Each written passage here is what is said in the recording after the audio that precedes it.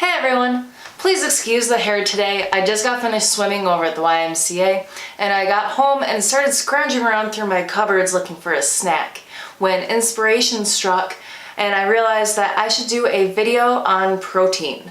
So here it is. So today we're going to be discussing amino acids, what they are, how we get them, essential and non-essential amino acids, deficiencies, and what you can do about them. Now, real quick, please go down to the bottom of this video and hit the like and subscribe button to help support this channel and spread the knowledge of health and wellness to everyone that you know. Like your grandparents, your niece and nephew, your best friend out in Connecticut. So, without further ado, let's get down to the meat and potatoes of it all, or the peas and carrots. So, what are amino acids? Now, amino acids are the building blocks of protein. They are the most basic component of protein, and they are in most plant tissues and animal tissues, and they are second only to water in mass. Now, the word protein was coined by the Dutch chemist Gerardus Mulder in 1838, and it comes from the Greek word protos, a meaning of prime importance. There are 20 different amino acids, 9 of which are essential, meaning that our bodies cannot produce them and we must take it in through our diet. So that leaves another 11 amino acids that are not essential. And that's only if there's enough nitrogen, carbon, hydrogen, and oxygen available. And also if your body is not sick. There are 2 conditional non-essential amino acids. One is tyrosine and the other is cysteine. And now, if your body is sick, it cannot produce these 2 amino acids and it must be taken in through your diet, but that's only if you have a rare condition. So you don't need to worry about that too much. Just make sure that you're eating everything. Now, our bodies use protein to do some basic functions such as replacing our skin cells, producing antibodies to help fight infections, and muscle contractions and muscular repair. Now, proteins provide energy. It's one of the main macronutrients, and it helps with our skin, our hair, and our nails to stay shiny and healthy. Now, our bodies perform these functions every day, and we need to replenish our reserves of these through our diet so that they doesn't start to take away our own muscle.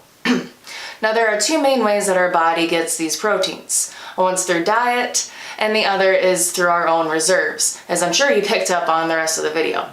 Now, diet is the preferred method because the alternative is eating away your own muscle, and we work really hard to keep that, so diet is the way that we want to get this.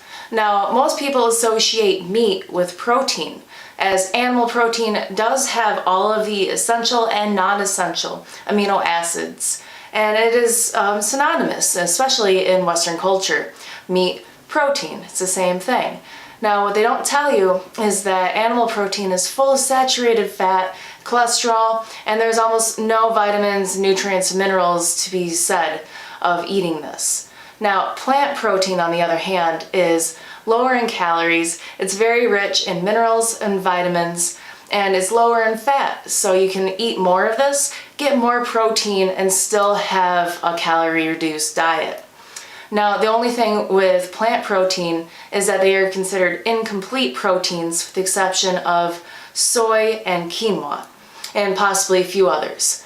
But for the most part, it is an incomplete protein, meaning that they do not have all 9 essential amino acids. So if you just ate beans for every meal for every day for some reason, you would be deficient in some of these essential amino acids. And we don't want that. So what you want to do is, with your beans, you can add in some rice or some whole wheat, some whole grains.